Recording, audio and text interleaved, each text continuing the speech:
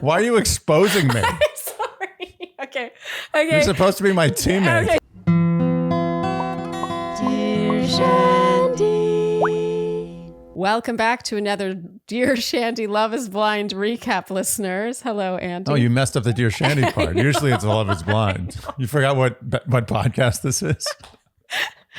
I'm so in my head about saying Love is Blind and not Bachelor that I don't know. Yeah, no. Yeah, it still is not rolling off the tongue, evidently. Yeah. You would think by now. But this is a somewhat sad day. It's always sad when we come to the end of a season. Mm-hmm. Half season. Yeah, bittersweet. Bittersweet. Yes.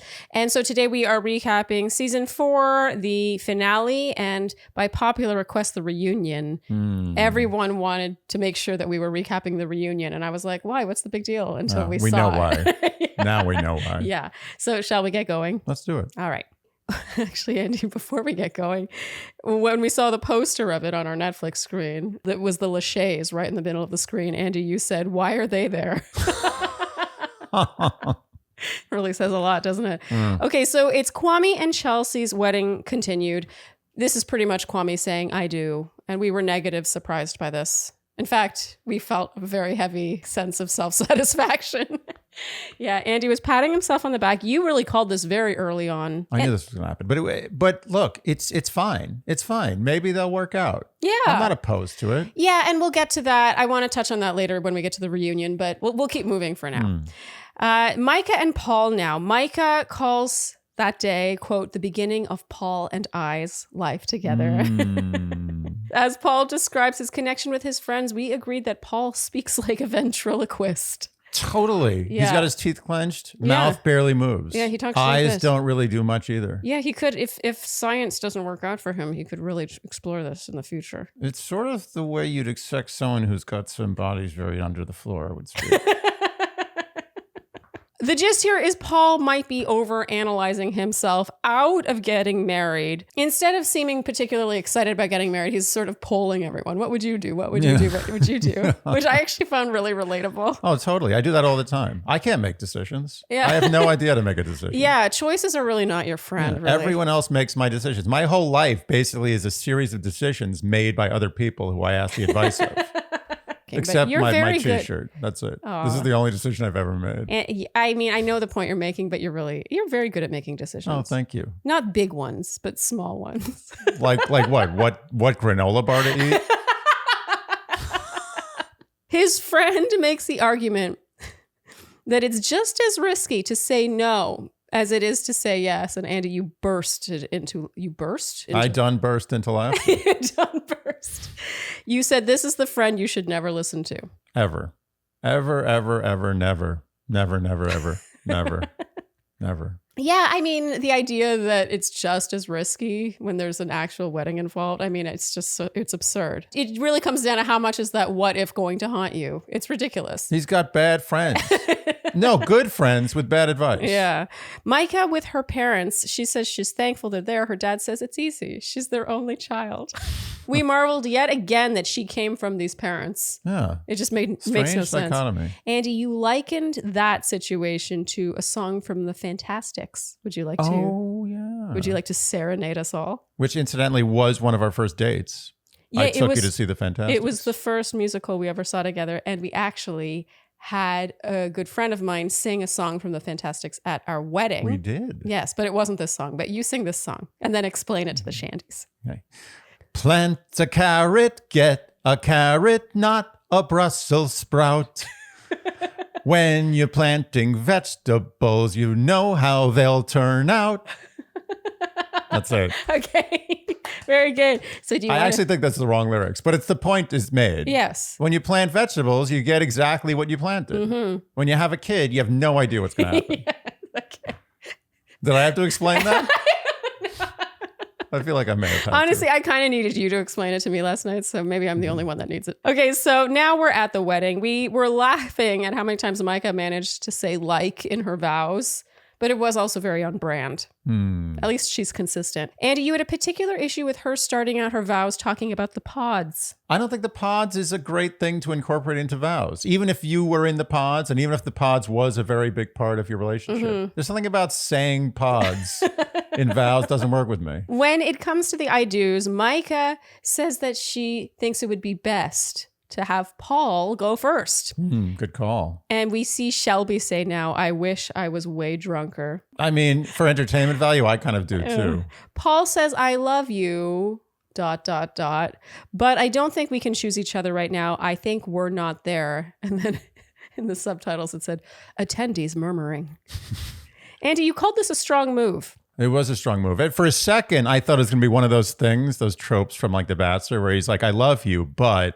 And then it's like a long pause. He's like, but love is not strong enough a word for what I...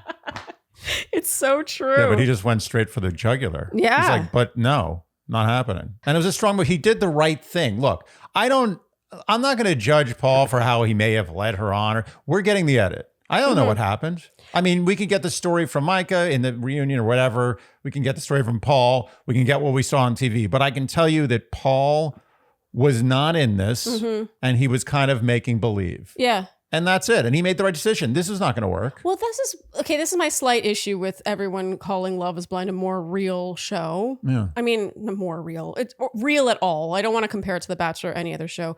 I just think that, especially when we get to the reunion and some couples are like, you only see 1%. And it makes you realize that when they have all these weeks of footage, you really can just take all the moments of tension between one couple and all the moments of lovey-doveyness with another and really just make everyone think what you want. Yeah. There's nothing wrong with that, I guess. Like, you want to keep the audience on their toes. I get that. It's just, I don't know if I would describe it as real being the first adjective. No, some of the situations they're in are more real. Yes. Like just hanging out in an apartment, sort of setting up a life is more real than having like a cocktail date or like some sort of, like hang gliding or something over the desert. Yeah. But I will say that I can think of several relationships I've had where if you were very bad for a number of months, very bad, like really not good. Not like scary bad, but just not good. You I don't want to give really people bad. ideas. Everyone's got ideas. Yeah. Just not good. Yeah. Neither of us were happy. Yeah. And if you edited those relationships down to like just the those best scenes. 10 minutes, it would look like we were on cloud 9. Yeah. No, it's true. It's totally possible. And same thing. Like you could take us. We're great. Like I'm not saying that just to be defensive. Like we actually are doing well. So I don't know why I have to. What are you getting at? Yeah, I'm just saying. But if you took the worst 10 minutes of our last month, even our last 3 weeks, you'd be like, oh, those guys aren't going to make it. Yeah, totally. It's so true. Oh. Yes. Well, so my next thought from there is, because, we've never seen this show before in its entirety. Would the audience therefore think Paul is the bad guy for doing this? Sort of like everyone villainizes The Bachelor for pulling the rug out from under the woman that he doesn't propose to at the very end. And it's like, he should have told her sooner. Would anyone come at Paul for not doing this sooner, or was he just doing what he was supposed to do with the show? Do you know what I mean? Yeah, well, he's put in an unfair position. Again, he doesn't know what to do, but he does know he's on a show, and that show has a beginning, middle, and end. And if he just says, I don't know, I'm really not into this, I want to end it, he's off the show. It's over. His storyline is over. I bet you he wanted to do it sooner. Yeah. So he probably was torn between one, like, do I want to be like off TV? Like, do I want to end my time? I don't think Paul cares about being on TV. I don't think so either. Yeah. I think he was pushed by production to say like, look, just give this a shot. Let's see what happens. You can always say no at the altar. Don't worry. It's not a big deal. People have done it many times in the past. You're not going to be a bad guy, but you are going to be a bad guy. We're going to make sure you're a bad guy. Even in the reunion, we're going to make sure you're a bad guy. But he was probably told it's not a big deal. Well, lucky for Paul is the woman that he was not marrying was really one of the bad guys of the season, I think. So I think that kind of helped him. But we'll get to that later. The enemies of your enemies, I guess. I don't know. Something like that. So we'll get to that later in the reunion. But basically, Micah leaves. She says that this whole time she wanted to be shown and told that he loved her and wanted to be with her. And this moment validates her fears, basically. And as she's leaving, he says, what's right for me is right for both of us, which I actually really agree with. Well, also that right there. It's like, why is a bad guy a guy who ends something that wouldn't have been good? I totally agree. The bad guy is the guy who lets it dribble on Totally. for years. Thank you. So true. And actually, you've observed this in relationships, in friends' relationships, when one party is clearly not fully in it, but they're just sort of like along for the ride, like passively. It's horrible. That's to me way worse than someone who just ends it and deals with the discomfort. It's cowardly and selfish. Yeah. And I know because I've been on both sides of it. I've done it. When someone says, what's the worst thing you've ever done to a woman in your life? If someone asked me, I would say stringing them along when I knew it wasn't right. Yeah. That's the biggest crime. Breaking up with someone, like breaking up to the point where they're like screaming at you in the street. No, that's not a bad thing. Yeah. That's the good thing. Yeah. Okay. Do it faster. Yeah. And that's what Paul did. He said, you know what? I'm going to end this because this isn't right. Yes, he ended it at the altar, but it's not really the altar. It's the altar in quotes. Very big quotes. I think he's contractually obliged as well. I honestly think he was almost forced to do it. Yeah. Okay, so now as this starts to wrap, we see a confessional of Paul's where he admits he couldn't picture Micah being a mother. I wrote, ouch. But I just want to put a pin in this because obviously this comes back in the reunion. But overall, in general, we were amazed by Paul's poker face. Even as he says this, he doesn't seem overly upset to say it or uncomfortable saying it. Or I got to tell you, if I had to commit a crime of any type, Paul's my wingman. Yeah. You said he's like a serial killer, a good serial killer, one who covers his tracks. Yeah, not one of those sloppy ones who like gets arrested within 3 hours. Yeah, like for it's like 20-year cold case. For Googling what to do with dismembered body. Oh, totally. You know how they get Paul? There's like some coffee mug from a Denny's like 20 years earlier that they threw away and somehow someone kept it as a souvenir and they did a DNA test on the rim and they found his saliva. Wow. Yeah. Denny's. Always Denny's. That's where the serial killers like to go. Okay, so now Tiffany and Brett's wedding. Tiffany says in her confessional leading up to it, it's not that I needed anyone, it's that I wanted someone to share these beautiful experiences with. I wanted someone that I knew I could trust their decisions and that I could lean on even when I feel completely broken. This hit me. Yeah. Tiffany's really just a master with describing, not just like she gets so specific, like it's both broad and specific at the same time. She's not talking about a specific circumstance, but a specific feeling, the feeling of reliability. I'm going to say something here. Tiffany is MVP of this season. Yes. And she may be MVP of all the reality TV I've ever watched. I completely agree. Like there was literally nothing she did at any point that annoyed me, that rubbed me wrong, it was that amazing. I disagreed with. It's impossible. It's impossible. She did an impossible thing. Yes. It's like Cal Ripken's like 3,000 game streak. You know, he played literally the baseball player. I know. I'm like, you're like, yeah, I know who Cal Ripken is. I did not pretend to know who you were talking about. I know many, even like modern sports. This is an old guy, but he's I think he's like 70 now. But Cal Ripken Jr. literally played in 3,000 plus baseball games in a row without missing a game. Wow. I know to you that doesn't sound that amazing. No, it like there's sounds amazing. bigger records. There's no record in baseball that is more impressive, and that record will guaranteed never be beaten until the human race is extinct. Wow. Yeah. Are you sure about that? 100%. Come at me. Come on. I feel like someone's going to come from the woodworks and be like, actually. No one will ever. They're very good at that. In any sport. But yeah, Tiffany, she manages to verbalize feelings that I have felt. And I'm the kind of person that thinks about this stuff and verbalizes them a lot. Like we have a relationship podcast. I've talked at length about what I was looking for and like how I feel about you. And so to have someone else verbalize something that and you're like, yes. Like I've thought about wanting someone I could rely on. Yeah. But the idea that you trust someone else's decision-making as much as your own to the point where when you are off, you can just be like, take care of me. It's a trust fall. Tiffany has taught me things about life. Yes. Tiffany's father surfaces now. He meets Brett, and we learned during this conversation that divorce isn't on either side of their families. I don't know why I think maybe we knew this or maybe I didn't make note of it.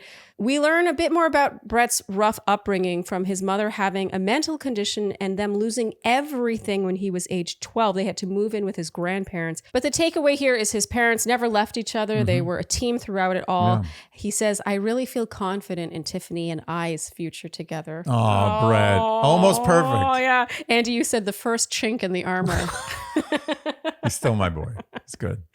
Brett asks for her dad's blessing and he says, "You got it." Nice. I mean, they're just the best. The What's best. wrong here? Nothing. Yeah. The bit of drama, I think it's hilarious that this is the bit of drama, comes in the form of Brett's pants for his tux. Yeah. They are not tailored well. And look, I think that the show kind of wanted to make him seem like he was being difficult. But when I saw that, I was like, I would be very upset about that. I would be in tears. Yeah. You wouldn't. I would, though. But yeah, he seemed to be venting to a producer out of frame. And I don't know. I thought it was A, funny that this was the one bit of drama. And B, I was completely on his side. Yeah, I would be so pissed off. Yeah.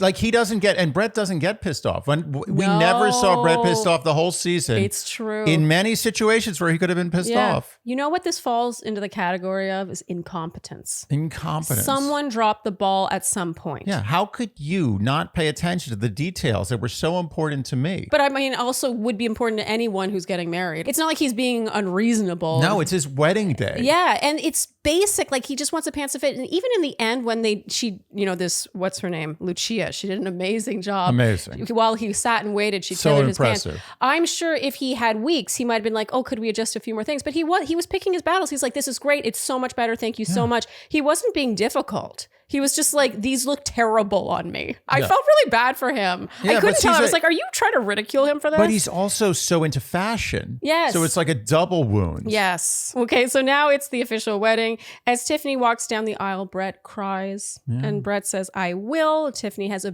big, adorable reaction to this. Yeah. And we agreed that it's the reaction you have when you actually get engaged. Yes. Because the "I will" in most weddings is a foregone conclusion, but it goes to show that, as you've said before, the whole idea of a proposal on this show is just sort of for show. 100%. They're all one step behind on this show. Yeah. It's like those towns. You ever go to a town somewhere and it's like they're in the 80s? Like everything's the 80s. Yeah. But it's not the 80s like in a retro way. It's like they never went past the 80s Yeah. because they're behind. Yeah. That's what this is. They're one whole step behind the whole time. That's an interesting comparison, but I actually do know exactly what you mean. Like long after HMV had closed, Yeah. I remember singing in some town in Canada and going to their local mall and they had an HMV and I was like, It's like going back in time. It's like the Blockbuster, HMV. Blockbuster. You got people with like "Where's the Beef" t-shirts. Okay, so of course, Tiffany says, "I will." The crowd goes wild. And afterwards, she says, "Time to go to the bridal suite and get it on real quick." I thought that was cute. She says, "Come on, baby." And Andy, you said, "Of course." Of course, Tiffany's a baby person. Of course she is.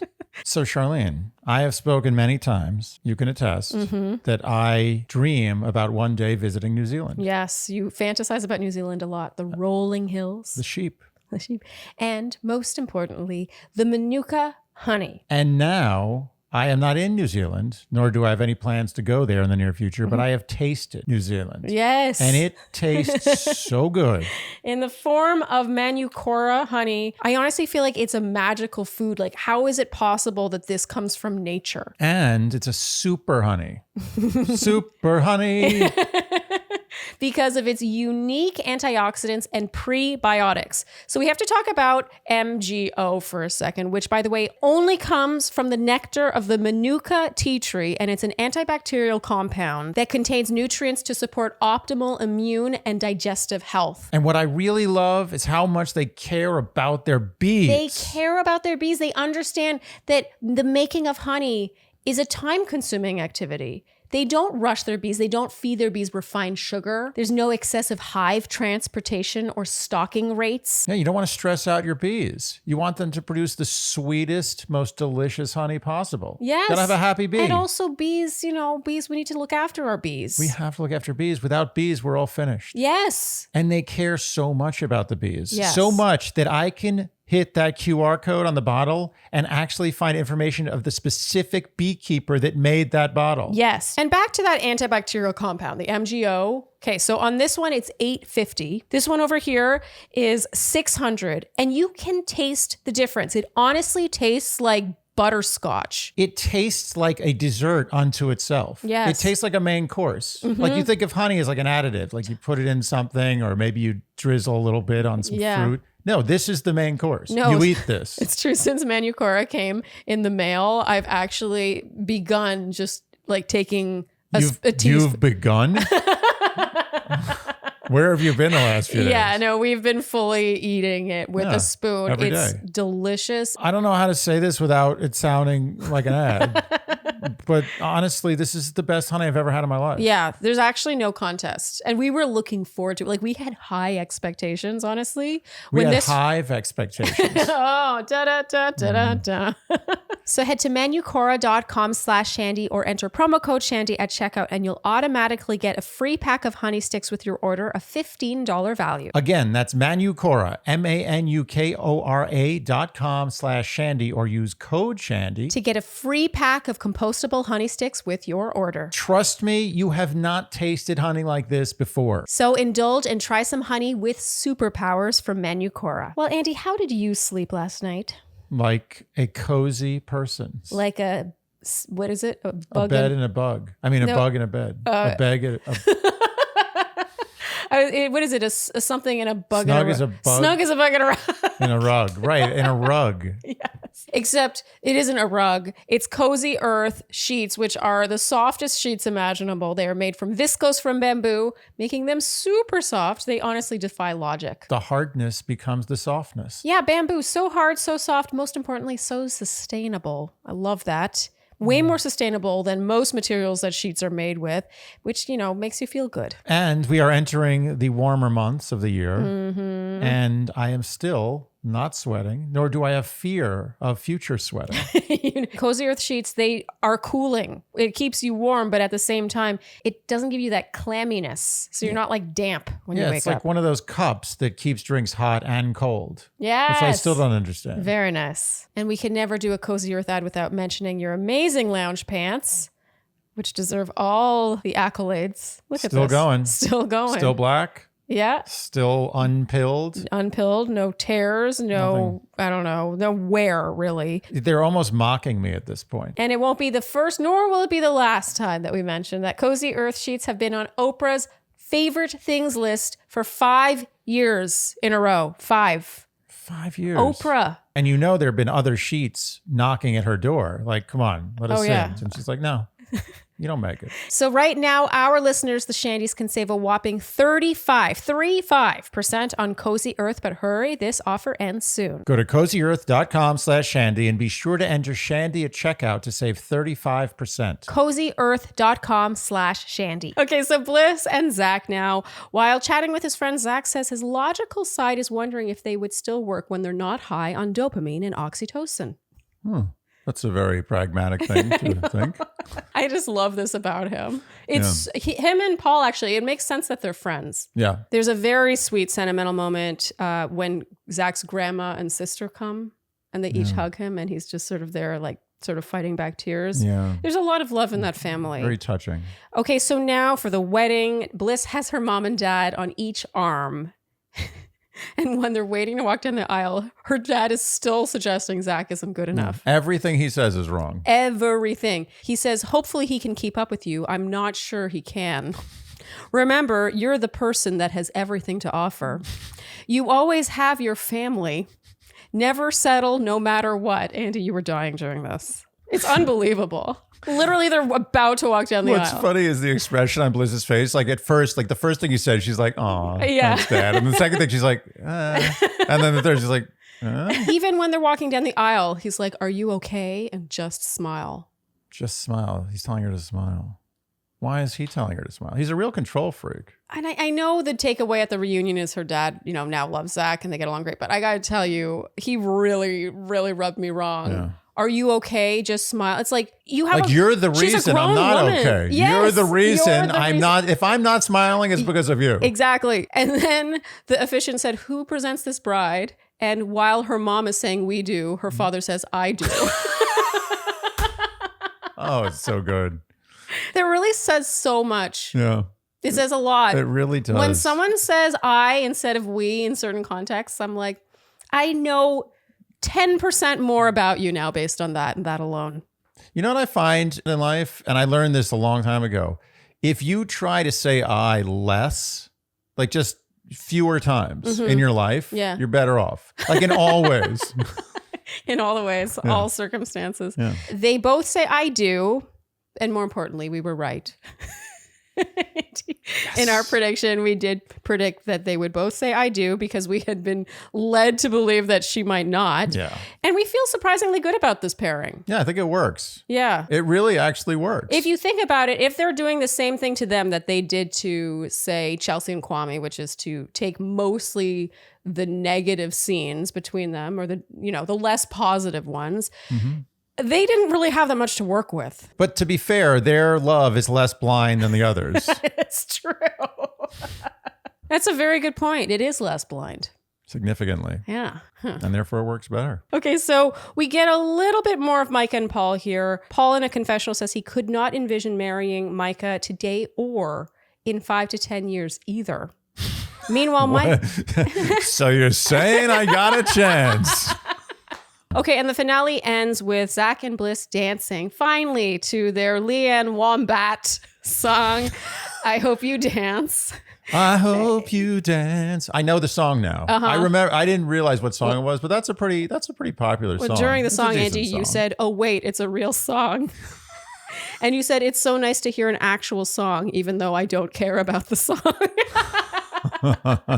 It's a classic. I knew right away. I was just like, wait, music? Notes that actually kind of are different? Yeah, lyrics that aren't just narrating what just happened in the scene prior. Yeah, it was immediately a shocking moment. It was like somebody's doing their job. And I was like, oh, that's a famous song. Yeah, Leanne Wombat. Yeah, the Wombat came through.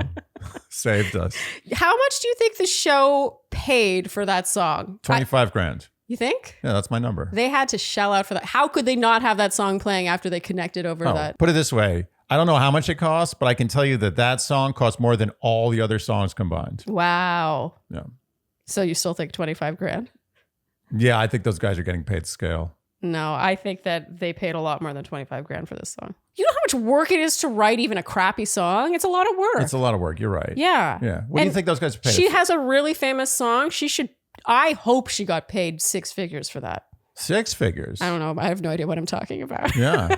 That's really But pushing it. That song's been around for a long time. Yeah, but it's really famous. She deserves to reap the rewards. I don't know how much money people get paid for those things. Like sometimes I'll hear like a Rolling Stones song in like some car commercial. And I'll be like, wow, they're selling out that hard. They must be getting good money. Yeah. But then I think to myself, like, I mean, these songs are so ubiquitous. It's almost like public domain. Like, do they really get paid that much money? They should. I mean, the Rolling Stones, they get paid. How much do you have to pay for like, I can't get no satisfaction in like a Mercedes commercial? Like $500,000? I mean, I think it should. I think you should get a lot of money. Agree. I just think that, it's so hard to make money as a musician, especially now with streaming and everything. You don't get CD sales. You pretty much have to tour. Yeah. I hope Leanne Wombat, Yes. that never gets old. I hope that she was able to buy something really nice with whatever she got paid for this. Because I am worried about Leanne Wombat's financial situation. Okay. All right. So that brings us now to the reunion. Get comfortable. Okay. So Andy, you were sure Vanessa Lachey had a towel on her shoulder. Yeah, it was a really fancy. She was like the most fancy busboy I've ever seen. Tiffany and Brett, we talk about them first. Tiffany moved to Portland. It was a big change, but they live by the adage, never stop dating. I almost said adage.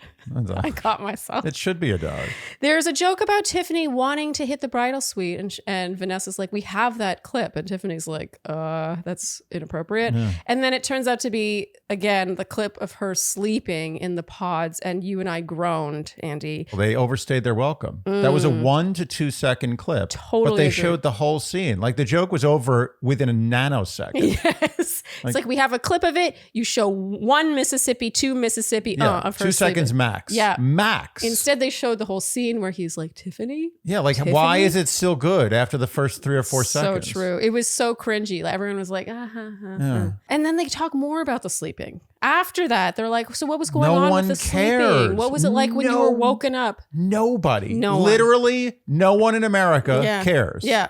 She fell asleep. Big deal. I'm Get amazed over that it. Tiffany even humored that. Like you Yeah. could tell she was like,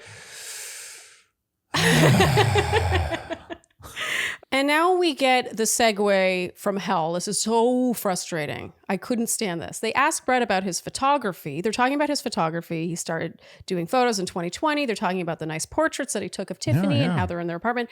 And then Vanessa's like, speaking of photography, what about Chelsea and Kwame's underwear photo shoot? It was the weirdest transition. It made no sense. Yeah, they could have just talked about that without a segue. Yes. So that brings us, very frustratingly, to the Calvin Klein photo shoot. And we get a little context here. We learn, actually, that Chelsea and Kwame connected over Calvin Klein in the pods, yet the show conveniently omitted that. And this is where we really get the first hint that the show wanted Chelsea to be the butt of a joke throughout this whole season. And it's kind of frustrating. You know, Zach and Bliss got the thing about the Leanne Wombat song.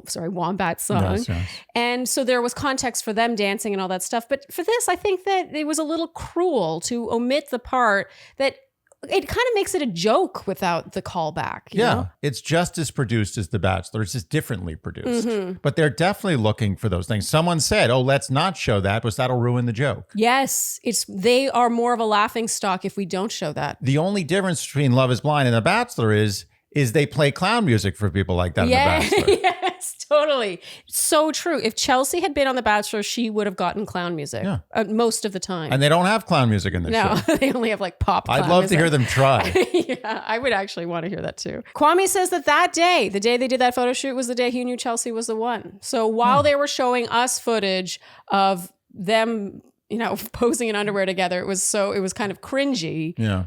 He was actually having this epiphany to himself, and they didn't show that. It's an interesting reunion when contestants, this is a big difference between Love is Blind and The Bachelor, is that these contestants are allowed to talk about what wasn't shown a lot. Yeah. You notice that? Yeah. They're like, you all only saw 1%. You saw less than this percent. What wasn't shown was this. Like, they're allowed to really speak up about what wasn't shown and kind of come after their own edit. They're really like, some of them were really like, this wasn't our narrative. It was pretty powerful, It's very actually. fair to the contestants and actually not fair to the show. Yeah. Because the show is a show. On The Bachelor, they're not allowed to talk about that. No, well, if they do, it gets cut. Yeah. It does get cut. Yeah, because they're messing up the show. Yeah. It's a show. You're not allowed to undo the narrative that we spent all those months carefully crafting. Yeah. You're not going to say that at Women Tell All. That's getting cut. It's very interesting. And Yeah. I think it might be good for the viewers, maybe, but I think it's a mistake. Oh, you think it's a mistake? It's a mistake because I think it dilutes the value of the show. Oh. It dilutes the show. I think from a fairness perspective, I really like it. Like, I liked being able to see Chelsea and Kwame defend their relationship and explain context for things. But I know what you mean, because overall, the taste in my mouth regarding the show was worse. It makes me think less of the show. Yes. And it does make it seem less real. Yeah. Yeah.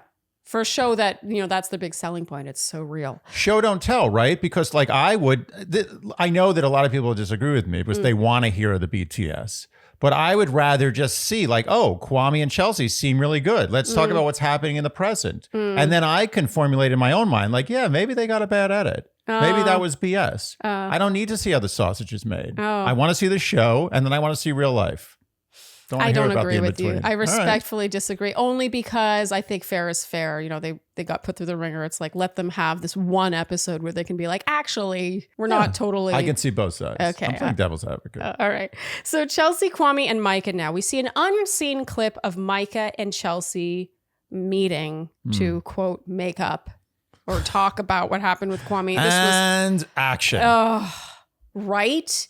This was painful. It was so staged. Yeah. What did they just randomly meet all made up in the middle of the street at night? It kind of felt like a waste of time. And now Chelsea talks about watching the clip back on TV. So this is the poolside clip in Mexico where Micah and Kwame were flirting. She says it was hard to watch, but they've moved on. This is pretty much Chelsea's entire MO on this reunion. And I gotta say, she comes off looking great. Oh, yeah. Vanessa brings up now a smirk that Micah apparently made while Chelsea and Kwame were talking about the relationship.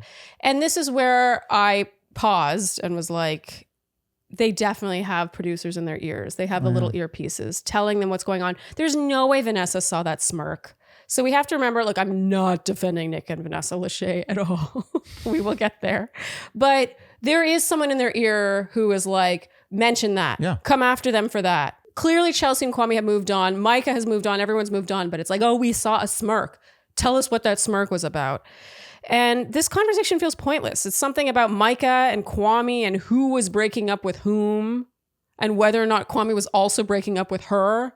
Yeah. I wrote, who cares? Who cares? It was literally over a year ago. This is part of the problem with the role that they expect Nick and Vanessa to play here. And again, I'm not defending them. But the idea that they are the good guys, they're like mom and dad, you know, oh, we've been married for all these years. Oh, yeah. Like, you know, like you're part of the family now. We love you guys. But it's also like, but come after her for that smirk. Don't let him drop that. Oh, he said this about her. Don't let him forget it. You can't really have people playing both sides. And it really just makes them come off as super unlikable. Yeah, they were being very confrontational. Yes, extremely. It was not understated hosting. It was really like, it felt obtrusive. And you know what it made me realize? How good a host Jesse is. Yes. Yeah, Jesse Palmer. Fair and balanced. Yes. He'll say, if he thinks there's something that someone did that was bad, that he's clearly about to kind of put them on the whipping post for, he'll preface it with like, now I know something. Totally. But something. Kindness. Tell us. Kindness. Nick Lachey asks Chelsea if she thinks Micah played with Kwame's emotions. And Chelsea just handles this so beautifully. She always takes that up road. She says it's a complicated process. They've all moved on, etc. So she keeps being egged on to talk shit about Micah and throw Micah under the bus. And she's like, no, I'm not doing it. Yeah. And Chelsea says since Mexico, every conversation shown of her relationship with Kwame was pushing a narrative that wasn't theirs. Very interesting that she was allowed to say that. Yeah. And I believe it. I do too. I mean, do I think that they have communication issues? Yes. I think some of that stuff you cannot fake. Nonetheless, it's like like you said, if you show only 5%, 1% of a relationship, then you can make it seem however you want. Absolutely. And I do think it's a sign of how good their relationship may be that Chelsea has no issues anymore with Micah. Yeah. She's just like, whatever, I don't care. It's not an issue. I'm good. If she wasn't good, she might have more of an issue. Yeah, no, that's a good point. We learned Chelsea has met Kwame's mother and things are great. Nice. So as much as they tried to really drag everything through the mud here, it wasn't happening. So now we get mean girl clips of Irina. It's supposed to be mainly about Irina, I think, but to me, it's just as much about Micah. I agree. But the show definitely seems to think Irina's the real villain here and Micah less so. But I think Micah's just as much of a villain as Irina, just in a different way. She's just a little more... She's a little more crafty. She's way more crafty, exactly. She skirts by because she's a little more charming. She plays the game better than Irina. Totally. So Irina's brought out now, I suppose, to be punished. And she basically says she was selfish. It's painful to see. That's the impression she left behind. I wrote, was that an apology? It was unclear whether or not she was really apologizing. She doesn't really apologize. No, she rides that line. Yeah, she talks about having apologized. Yeah. She said that past. Yeah, she said that she talked to each of the women that she wronged and apologized, but she doesn't really generally apologize. It is a little on brand, honestly. Yeah. Like she takes responsibility for being selfish and doing these things, but there's not really a core message that's coming across. No. Vanessa asks Zach if he thinks Irina ever took their relationship seriously, and he says, without hesitation, no. No. He's getting his due revenge right here. He's just laying it on. Irina, you think he's laying it on? Oh, I think Zach is taking advantage of this fully. Do you think he's not within his right? No, he is within his right. I'm just saying he is fully, that the pitch was given to him and he is swinging at it hard. Are you saying that he didn't take the up road? Irina disagrees that she didn't take him seriously, but she agrees she treated him poorly. Okay. That's a very Irina response. Yeah. Hedging. Yeah. She can't expose what she actually did because then it makes her look really bad. She's trying to hedge it. Zach says we only saw 10% of what Irina really did. She really was that terrible, even worse than you could possibly imagine. But if we're honest, he says, she went on this show to get famous. Wow. The crowd goes, whoa. Andy, you said, that's unbelievable. We found the one. Yeah. It's her. Right? Arena. She did it. She's the only one there. 17 years of reality dating shows in Arena. Finally, we found her. Yeah. Smoked her out. Yeah. I actually feel that I'm not team Arena, but I just think that it's funny how it's like all on Arena. I don't think she's the only bad guy here. And I think if Arena really was there for fame and only fame, that's not to suggest I don't think she was there for fame in some capacity, like most of them. But if she was there for only fame, I think she would have gone further with Zach. Or maybe her whole ploy was to be a villain. Because that's the way you get it sometimes even more famous. Yeah, but that works on The Bachelor. You stick around longer because of that. But in this case, the second she left Zach and he went off with Bliss, it followed Zach and Bliss's story. She was gone. The last clip we saw of her on this season was Micah confronting her about having flirted with Paul. So basically, your excuse for Arena is that she was so terrible. All I'm saying is that if Arena only wanted to be on TV, she only wanted to be famous, she would have ridden this out with Zach for the whole season just to say no to him at the end. I mean, that's a fair point. She would have wanted max screen time. That's a fair point. But she did voluntarily essentially leave the show. Yeah. Anyway, that's just my one issue. I'm definitely team Zach in this. Like I love Zach and I don't love Irina, but I just think it's worth pointing out. Vanessa brings up Irina muttering. So this is when they were brushing their teeth after they'd broken up. It was their last night in Mexico. Irina muttered that she wanted to be out the second she saw Zach. And a lot of her comments really don't age well, do they? Irina basically says she didn't feel safe with Zach. It's not that she feared for her safety. She just didn't feel comfortable with him. And I actually think this is not the thing Irina needs to defend. Vanessa being like, why did you say something so nasty? Why did you ride it out then? And Irina answers a different question. Yeah. She says, I wasn't comfortable with him. It's like, that's not the thing you need to defend. You do not need to spend time defending why you're not comfortable. Some people you're just not, you're not attracted. You just don't have it. You don't need to defend that. You need to defend like your treatment of the person is different. Yeah, but in a way, to your point of how she could have stayed on and married him, or at least gone to the wedding to be more famous. I do think that she was so out within a few minutes of meeting Zach that it kind of ruins your argument. I think that she stuck out as long as she did because she probably was there to be famous. So she went to the halfway mark. Yeah, she couldn't go. She was like, this is I'm so not happy. I can't possibly go to the altar. I cannot stomach that. Yeah. But I'm going to stick it out as long as humanly possible. And she came to the reunion show knowing that she was going to be dragged out in chains and whipped and beaten and pilloried. Yeah. She knew that was going to happen. So there was a sacrifice in coming on TV. Yeah. And it's not like she had some big prepared speech. Like she kind of bumbled her way through trying to redeem herself. Yeah. She didn't do a good job. I don't think she really thought of anything except, hey, I get to be on TV again. Oh, okay. I mean, I accept that argument. I agree. So what we're saying is that we're both right. We are both right. Yeah, like she wanted to be on TV and that's why it lasted as long as it did. But she didn't want to be on TV enough. Yeah, she has moral fiber. She knows when enough is enough. Yeah. And what made me laugh is the entire time she's right next to Micah and Micah's like. The body language is amazing. It's like, I don't know this person. Exactly. So I must say my breath was literally taken away this morning when you walked out in that outfit. Oh, thank you, Andy. You know it is Skims. I'm aware.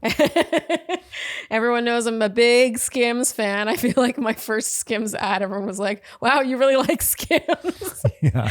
But for real, I would not say this if I didn't mean it. I already owned, honestly, a borderline embarrassing number of pieces from Skims. The Fits Everybody collection is honestly life-changing. You've been talking about this and you're such a stickler about this stuff. I am. You're so hard to please. I am.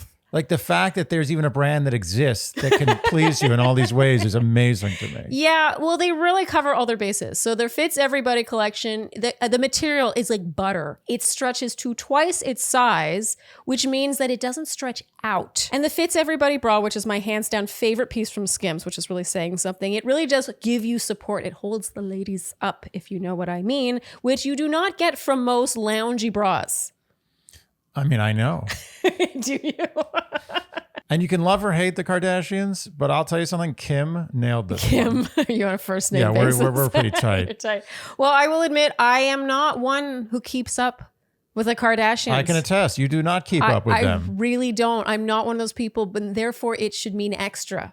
Because I am not the kind of person that will buy something because the Kardashians have created it. I'm not going to not buy it because they created it, but it's in no way a selling point for me.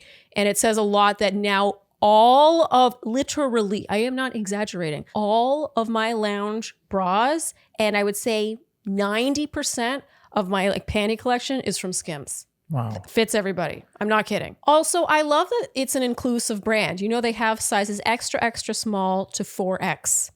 Do you know how rare that is? You may not know. I don't. But it is I really assume rare. it is. Yeah. Oftentimes it's just small, medium, large. It's like, Yeah. okay, so what about everybody else? Also, we cannot ignore the fact that they have over 90,000 5-star reviews. Damn. So Skims is the solution-oriented brand creating the next generation of loungewear, underwear, and shapewear for every body. Skims fits everybody, and more best-selling essentials are available right now at skims.com. Plus, get free shipping on orders over $75, all at Skims, SKIMS.com. APOSTROPHE is where you need to be. Those never get weak. No? No, sometimes they're just vague. Yeah. But apostrophe is really where you should be. Very good. Because apostrophe is a wonderful platform that connects you with board certified dermatologists to help you get prescription skincare. And prescription skincare is a thing that can be a really big hassle without apostrophe. You got to go to the doctor to get a prescription, to go home, to wait, to go to the pharmacy, to pick up said prescription, and then to come home again. Yes. That's a lot of trips. It is. And it's a lot of money. And it doesn't get much better than having prescription skincare prescribed to you by a board certified dermatologist who looked at photos of your skin that you submitted in their online consultation and read what you wrote, what your concerns are, whether those were acne or fine lines, wrinkles, what have you. And then they prescribed you something. It's as bespoke as it gets. And I never, ever would have started using tretinoin if it weren't for apostrophe. Oh, I cannot even imagine a world in which, like, let's be honest, you're lazy when it comes to your skincare routine. No, really lazy. Yeah, you want it to literally be delivered to your door, actually. Yes. Which is exactly what happened. I may or may not have filled out Angie's online consultation for him. I took the photos of your skin and I wrote what your concerns were. Who knows? But it came to the door and you have benefited from it. Yeah, no, it's great. Apostrophe has opened the door to actual skincare as opposed to me just like throwing water on my face every other day, which was my routine before that. Literally. And we're not only talking topical medication, you can have oral prescription as well. And they treat all sorts of acne, because not just the face. They could be chest knee, back knee, and Buttney. very good. So we have a very special deal for our audience, the Shandies. Right now, you can get your first visit with an apostrophe provider for only $5 when you go to apostrophe.com/Shandy and enter promo code Shandy. That is a savings of $15, and this offer is only available to our listeners. To get started, just go to apostrophe.com/Shandy and click Get Started. Then use our promo code Shandy at sign up and you'll get your first visit for only $5. And we thank Apostrophe for sponsoring the podcast. So now there's a ridiculous segment. Something about Paul possibly touching one of Micah's bridesmaids' tush. Tushes? Tush? Yeah, Tushgate. Tushgate. Yeah. I guess someone made some TikTok or something slowing this down. You know what annoys me about this? Okay, so obviously it's ridiculous, and Paul's like, do I really have to address this? But I find it very annoying how Vanessa was like, you guys, you crazy sleuthers, you turn this into a slow-mo video, like basically ridiculing it, and then they give it 5 full minutes of airtime on the show itself. Yeah, it's like you're rewarding the people for doing it. It's, again, diluting the show. You're making the show seem cheap. Why are they stooping to that level? Micah and Paul now. Vanessa brings up Paul saying he couldn't picture Micah as a mother. And this is the first thing that Vanessa really clamps down on. Micah says it made her feel terrible. Family means the most to her. And Paul says he phrased that unfairly. He meant that he couldn't picture either of them as parents. Like he said that he himself struggles to picture himself as a parent, and maybe he didn't inspire that nurturing nature in Micah. Yeah. I thought he handled this pretty well while still not backtracking. You know, it's like, what's he supposed to say? Like, I was wrong. I shouldn't have ever said that. He said how he felt. And Vanessa... it does not take no. She does not accept his answer, basically. No. She presses him to define what that would look like. And this is where Vanessa starts going in a bad place. Totally agree. It's Vanessa's opinions about the world, her personal feelings about things don't need to come out. Yes. She is the captain of a ship. Drive the boat. Yes. It's not your job to have an opinion. No. On the direction that the boat is taking. Yeah. She has bias. Yes. It was There should not be obvious. bias. Jesse never has bias. You can tell I like Jesse. Yeah, it's not only the things she clung on to and how she would press for answers, but also even her face expressions. Even if Paul's answer was satisfactory for most people, she clearly didn't like him for having said what he said. So she was like, Yeah. We don't need her dirty laundry aired out. no. Yeah. We don't want to know about what Vanessa doesn't approve of. It's like she doesn't really understand what the role of host entails. Yeah. She's It was biased. obvious. She was like part of the cast. She was like a contestant. Yeah, She's like, but what you really said this. Yeah, Tell us about that. What yeah. about that thing you said? totally. So Micah really leans into, I mean, because she has Vanessa in her corner, right? Vanessa's like, Micah, like, how did it feel hearing that be said about you? Wasn't that so horrible? Like, are you as confused as I am? Because I'm pretty confused. Micah rolls with this. She really leans into that being the reason why Paul ended things. But Paul never said that was the reason. No. That He was listed- our reason. It was a reason. And you know what? I'm sorry. A, he's allowed to have that as a reason. I don't think that makes him a horrible person. And B, no one, I think including Micah, could argue that this season showed her most nurturing side. No, it didn't. I mean, maybe Paul was inappropriate in saying that. I think Yeah. it's fair to say that wasn't the greatest I wrote way at the to time, say I said, things. ouch. Yeah, that wasn't nice. Yeah. But we weren't shown anything differently. No. So I can't judge. And let's be honest as well, that wasn't the reason why he said no at the altar. No. And that's the subtext that I think was totally over the heads of Micah and Vanessa. Why are you focusing on this kind of make-believe reason when the real reason was that there was just a lot of reasons? Yeah. Exactly. I wrote here, side note, we kind of can't stand Vanessa. And that's sort of how things spiral now. It sort of becomes like, oh, they're saying this, they're saying that, you know, she's asking them about that, Nick is asking that, just suddenly being like, why is this all about Vanessa and her personal opinions and her over-the-top facial expressions? Like, she's not hiding how she feels. And maybe I would feel more okay with this if I felt like her bias was fair. Yeah. But it wasn't fair. No. She was clearly in favor of all of the women. Yeah.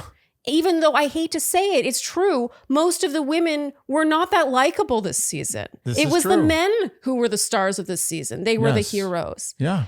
And look, I love women as much like I love women, okay? Like I want to be a team women. It's just that we saw many unfavorable traits come out of a lot of these women. Yeah, I felt like Vanessa somehow felt like she had to be there to defend the women Yes. against all odds. Yes. Like, If you had no. a vagina, she was on your side. Zach now dives in saying he'd heard from other women that Micah had very rarely mentioned actually wanting to marry Paul. So it's like Zach realizes that his friend needs help Yeah. because the host of the show is coming after him with a personal vendetta almost. And this is where we see the passengers taking over the helm of the ship. It's true.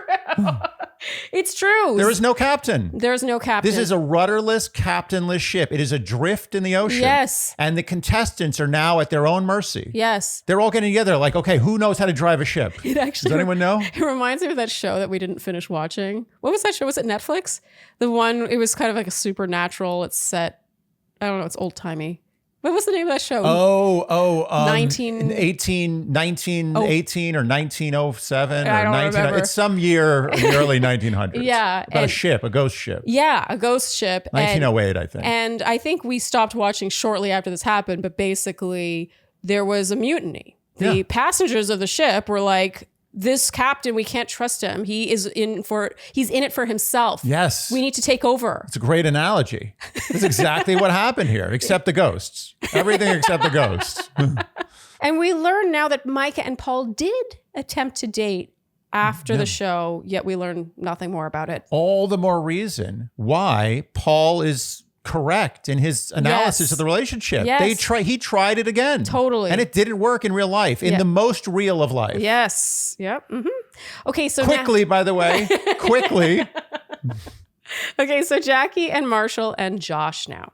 So we're shown Vanessa's incredibly impartial and unbiased interview of Jackie and Josh. And this is basically Jackie saying that she's grown. The Jackie from the show was a different Jackie. And Jackie says she broke up with Marshall before she met Josh. She seems very hell-bent. Who cares?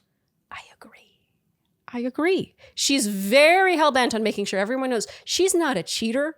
Okay, I have a big issue with this. I'm sorry. If you broke up with a guy the day before or the day after, like, it's clear she was getting together with Josh, and the reason she was breaking up with Marshall was to get with Josh. I don't think it matters if there was 24 hours before or it happened the same day or whatever. Yeah, I robbed the bank because I had spent all my money. I didn't rob the bank and then spend more money.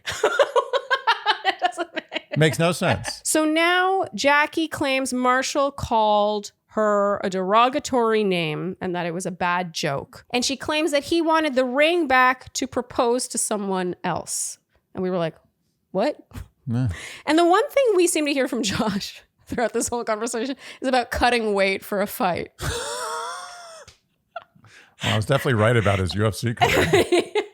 What was funny is Vanessa needing to explain that this was like, oh, so you got really drunk. Yeah. And overall, it's like, oh, you're so happy together. And Vanessa's like, I'm so happy you found each other. What is this? And they're acting like this smoking gun was the fact that she got together with Josh after she broke up with Marshall. Like, that's it. Like, oh, this is the big reveal. Yeah. No one cares. No. It's how you treated him. Yes. And Marshall redeemed himself beautifully. And Vanessa still sits in Jackie's camp the whole time. It was pretty funny that she thought that was a smoking gun. Yeah, that was it. It really showed Jackie's misguidedness. Yeah. Like, I feel like the kind of person that thinks that that's the smoking gun is also the kind of person that treats the guy that she maybe didn't cheat on like crap. She's not thinking the bigger picture. No, she's very selfish. Yes. Yeah. There's one takeaway we have on Jackie. It is that she's selfish. Okay. So now this brings things to Marshall. Vanessa's like, so what do you think of that interview? Well, what kind of question was that? There was no question. No. This is like, so you bad guy, jerk, you go, say stuff. And she presses him on it. She forces the issue point by point. She doesn't let him take the up road. So she says, what about the thing about Jackie saying that she didn't cheat on you because she ended things with Josh? And he says it doesn't make a difference whether it happened the day before, the day after, whatever. Correct. Because of how he treated her. Correct. And she clearly intended to. Totally agree with him. And now something comes up about leaked texts of Jackie's. And we did look these up, and they're pretty bad. But God forbid Vanessa hold Jackie responsible for anything she wrote. She says, what did Marshall say to deserve it? And now she makes Marshall describe the derogatory thing that he said. And apparently it was about Jackie having a strong jawline. So Jackie in her text is allowed to suggest that Marshall is gay. I guess that's the point she was making, because he's so soft and sweet. Sweet, I guess, means gay. I didn't know that before all this happened. I'm learning so much. And then I guess he made some joke about her having a strong jawline and she could being be manly. Yeah. Look, I'm not saying that was an appropriate comment for him to make. I just can't stand it when it's so unfair. I think the things that Jackie was saying about Marshall were worse than what Marshall said about Jackie. And two wrongs don't make it right, but she drew first blood. Yeah. And she drew second blood and third blood and fourth blood and fifth blood. She drew all the bloods until the last blood. So now Vanessa brings up the ring. She makes a bad joke here about the ring was talked about around the world, as though even her tone in saying this suggests that she thinks that it was an exaggeration. It was blown out of proportion.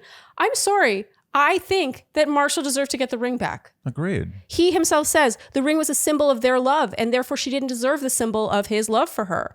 I love that the audience applauded here. Of course. And it was necessary. Yes. They were speaking for the rest of us while Vanessa was like at him. She was, again, Vanessa's not captaining the ship. No. The audience now and the contestants are literally steering this boat. Taken over. Overall, Nick Lachey asks if Marshall has something else he wants to say. And Marshall, being a real class act, says he hopes they both move on. The you versus me thing has to die. He's looking in the camera, by the way. He's like looking into the camera. He's like, Jackie, please, let's call a truce. He really is the bigger person here. He does everything right. Yes.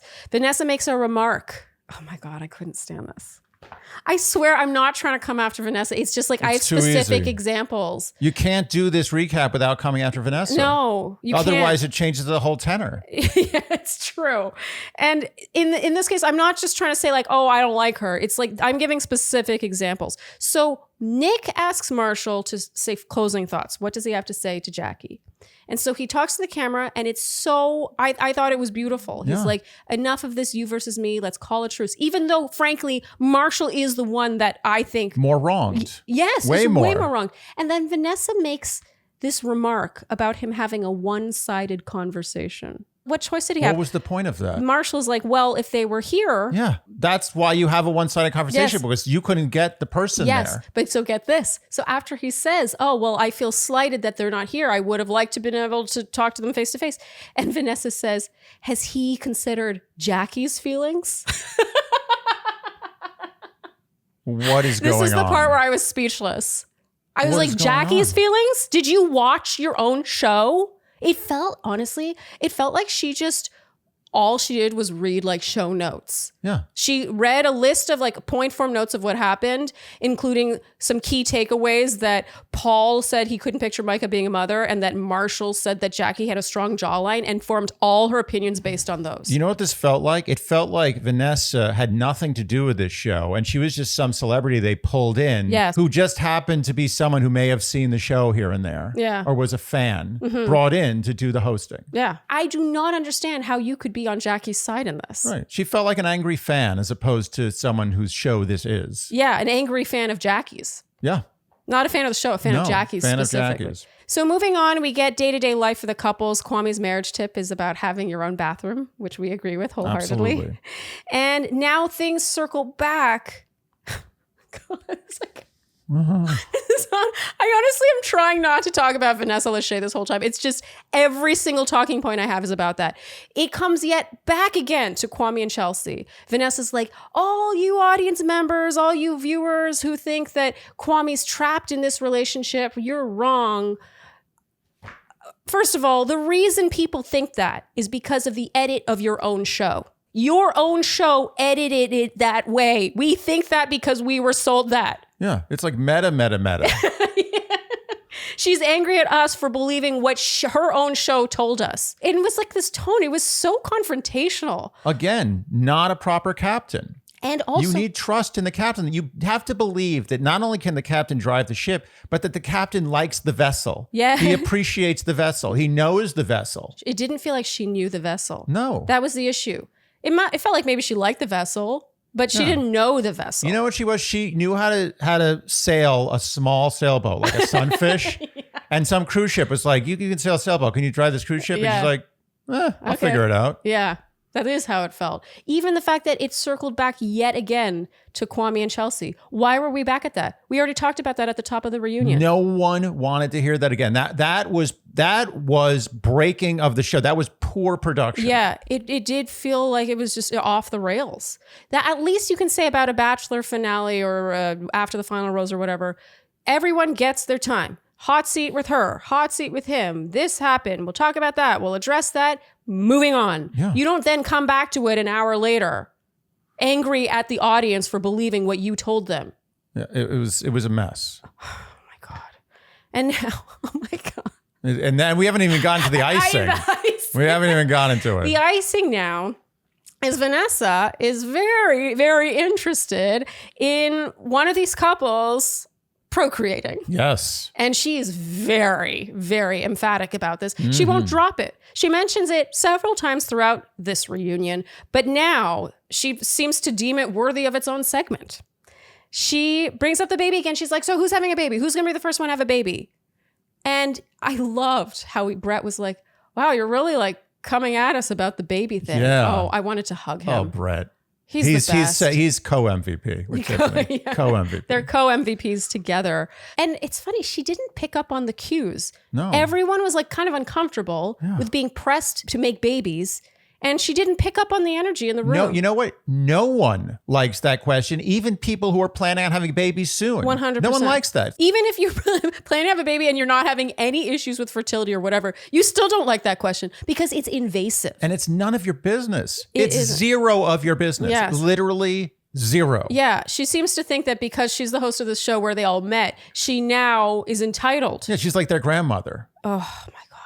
And I feel, look, I'm not trying to say, oh, I like one host better than the other. It has nothing to do with her versus Nick or whatever. Because I don't like it when people do that because they're a married couple. But holy crap, she was out to lunch. And Brett gave her the cue. Brett was like, Right? chill. He did it perfectly. It was the perfect passive aggressive response. Yes. It was the only thing any of them could have done, short of really becoming confrontational. And I'll tell you something. It's the only time we've ever seen Brett angry except for when his pants didn't fit. So that brings us now to the end of the reunion. I will Believe it say or not. this. I didn't mind Love is Blind. No, me neither. I thought it was a little less entertaining than The Bachelor, but a little more real at the same time. Yeah. More interesting, real engagements. Yeah.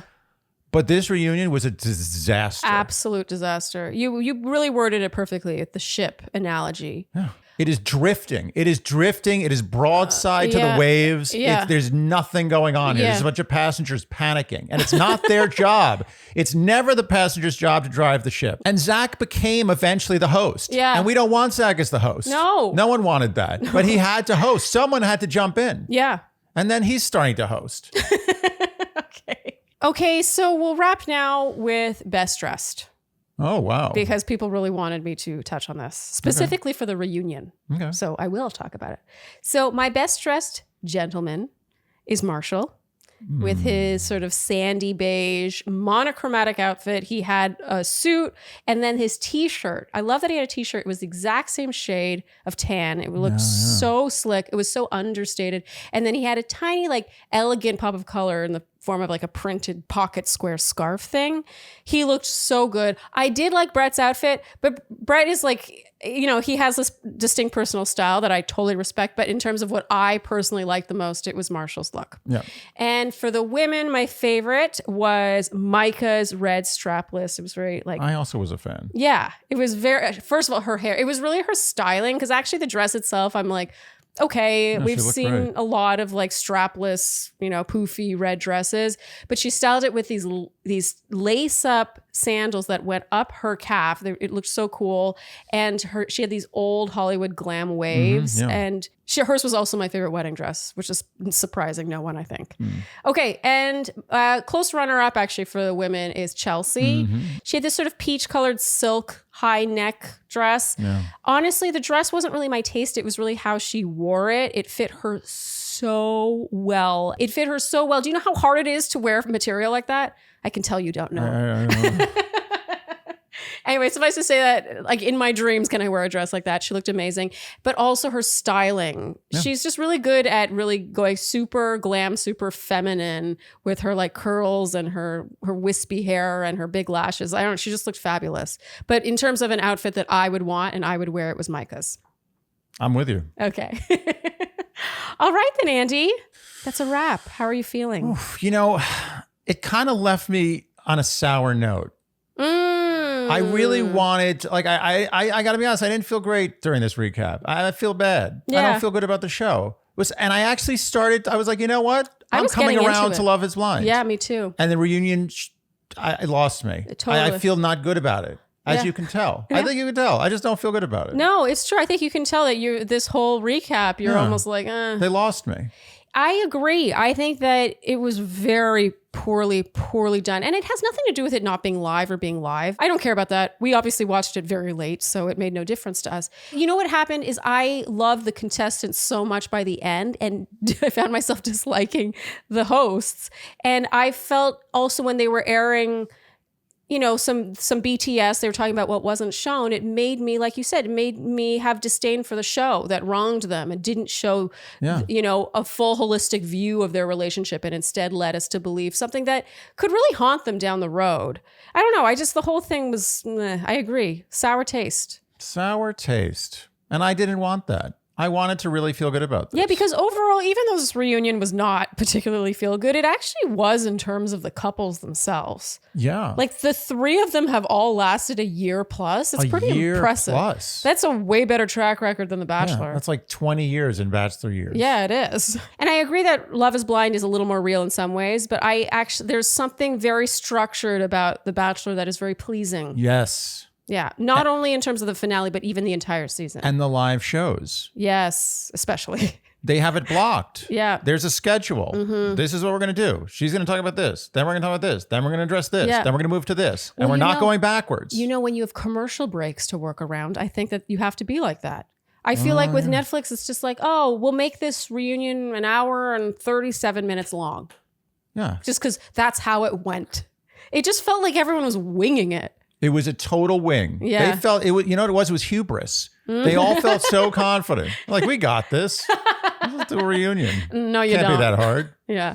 All right, then, Andy, I think then that's a wrap for Love is Blind Season 4. This is where we wrap recapping for a little while. Yeah, it's a little break. Yeah, well, we've been recapping nonstop since January with Bachelor, and we will resume with the Bachelorette season, Charity season, which we're very excited about. I gotta say, I'm excited. Like, I want more structure in my life. I kind of want to cleanse my palate. Yeah. All right, so we will see you, Shandies, back here for the people who only watch recaps, which you shouldn't, by the way. No, watch our other shows. Actually, if you like our recaps, you really might like our Q&As. They're the most similar non-recap episodes. I agree. Kind of the heart and soul of Dear Shandy. If you enjoyed what you heard today, you know what we will ask of you, and that is to like, subscribe, hit the notification bell, follow us on Instagram, and TikTok. leave us Apple and... Oh, wait, I have a song. You do? I have a song. Oh, okay. This is news to me. Why haven't you left us 5-star iTunes reviews? What have I ever done to you? Did you prepare that? A little. How much time did you put into that? I like 3-4 minutes. Wait, and so why did you change it to Apple reviews instead of last week it was Spotify reviews? Well, why wouldn't I? How many Spotify review songs can I do? I think the point was made. I love that you're like, no more Spotify reviews. I want Apple reviews. You write a separate song for Why are you exposing me? Sorry. Okay. You're supposed to be my teammate. Okay, sorry. Tell all your friends and generally do all the things that you would do to support a podcast you enjoy, especially one that composes songs for you in 3 to 4 minutes. Thank you so much for tuning in, and we'll see you next time on Dear Shandy. Bye-bye. Dear Shandy.